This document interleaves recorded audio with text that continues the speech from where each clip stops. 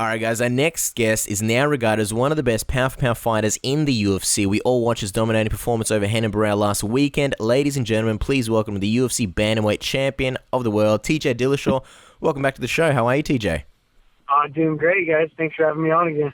Well, it's always a pleasure to have you on now. Let's speak about that performance last weekend. You absolutely dominated Renan Barao. Did it live up to your expectations? Because from where we were sitting, you looked pretty damn good. Yeah, I mean, I don't know what the expectations were. I just was going in there with the mentality of wanting to punk him, stand in front of him, and beat him. You know, I wanted to beat him and break him all in the same fight.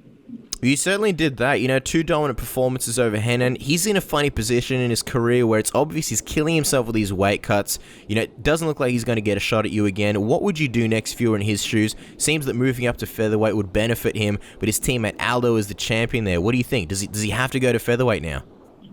You know, I'm not really sure. I mean, he was on weight. He was on weight early this time. He was on weight the morning of check-in. So, I mean, he looked a lot leaner. Looked like he got his diet under control. You know, I mean, I think he just needs to maybe change up some training a little bit. I'm not really sure. You know, I mean, he's been doing the same stuff for so long now that and working with the same coaches. I'm not really sure. It's a tough one. You know, maybe moving up makes him faster in his weight class. You know, he is a big dude and could go to 45 very easily. You know, he might be a faster athlete if he does that. I don't think it would hurt. Yeah, no, certainly. Now, TJ, Dominick Cruz was on the MMA Hour, and he said that he thinks you're a wannabe who doesn't know what it's like to fight a real champion. I'm just wondering, what were your thoughts when you read those comments? Conor's, should I just mix it up? He's acting like Conor. He's acting like Conor McGregor right now is what I really think. He's just talking a bunch of nonsense. He's trying to stay relevant while being hurt. You know, he's been out of the game for the last 4 years. You know, I mean, no one's seen him fight. Now all of a sudden he thinks he's a tough guy because he got one finish in his career. You know what I mean? Like, this guy's crazy. He's just talking a lot and keeping himself relevant so that he can get the next title shot. Because really, he doesn't even really deserve it. He can't even stay healthy for one fight.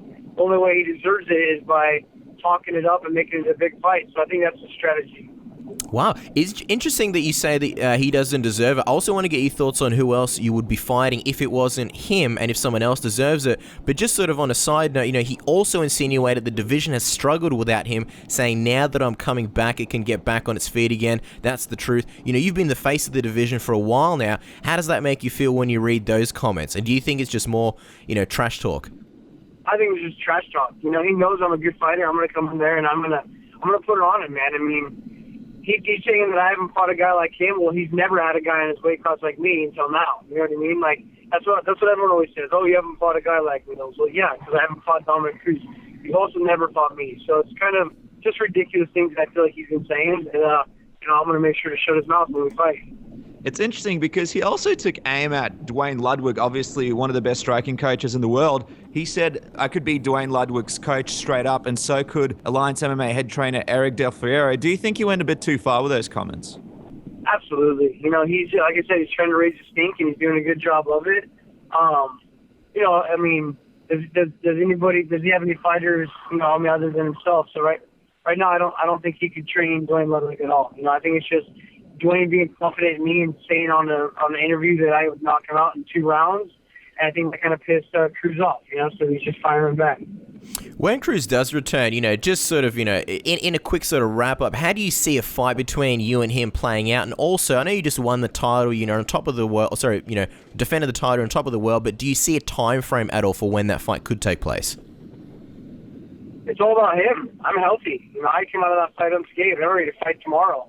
You know, he's the one with the bum leg and has to heal up and get ready. So I think that's why he's talking all this crap. You know, he can't actually even fight. So the only way he's going to work his way to the title shot is by talking, you know, and that's his only shot. So, I mean, it's as soon as he gets healthy, you know, I got to figure out when that's going to be because if it's, I mean, I don't want to wait forever, you know. I mean, who knows if he can even get healthy? I mean, the guy's been injured more than he hasn't. Nah, certainly, and it'll be interesting to see what happens. Now, TJ, we don't have very much time with you, so before we wrap up, we just want to get your thoughts on fellow teammate Chad Mendes' performance against Conor McGregor a few weeks ago. Fans are still wondering what happened to Chad, as he was pretty dominant but looked tired from the get-go. Give us the lowdown. What do you think happened? Was it the fact that he didn't have a proper training camp?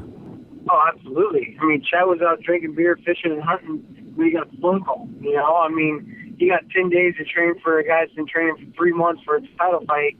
You know, I mean, and Chad's always had to work really hard to get in peak conditioning shape anyways because of the way he's built. You know, he's a very strong, muscle-bound guy, and he's had to work really hard on getting that cardio up for his fights. And, you know, anybody on 10 days' notice with that much pressure and that much adrenaline going into the fight, dude, I mean, the one, he had adrenaline dump, and two, he was, you know, out of shape. So it was hard to even think that Chad would have enough cardio in the last 5 rounds. I was hoping Chad was going to finish him.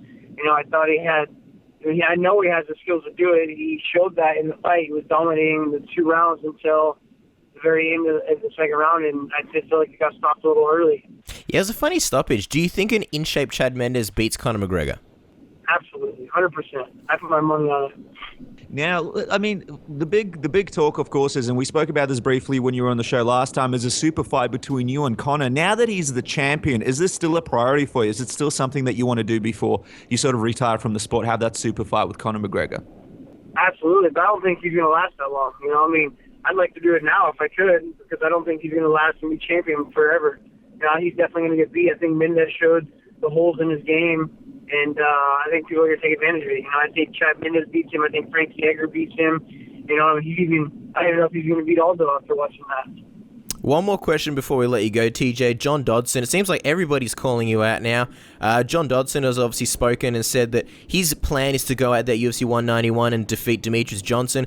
I'll read you a quote. He says, "I'll go get that title, and then when I've beat up Demetrius Johnson, I'm going to beat TJ Dillashaw. He can sit there or run around and tell everybody that I'm just running my mouth, but I've seen him with his eyes glazed over, him being hurt, being cuddled after I knocked him out last time." Your thoughts on that? And do you think you and Dodson would be fighting again? Because if you rematch him, you've got a clean record, and that's everybody avenged. Yeah, I mean, he's not going to beat Demetrius either. I mean, that guy gasses out as well. He's got zero cardio. I'm not worried about John Dodson. You know, I was a very immature fighter. I had 4 fights back then, you know, and that fight got stopped early as well. So, you know, he got a little lucky. Looked like he closed his eyes and threw a big left hook, and I was a dumb guy running in with my hands down. So I'm a completely different fighter, and I would tear that kid up. Wonderful. Well, look, we really appreciate the time, champ. We know you're busy right after your fight, taking some time off, so we appreciate you coming onto the show. Guys, you can follow TJ on Twitter at TJ Dillashaw. A fantastic performance last weekend and a real honor having you on the program. I really appreciate it, guys.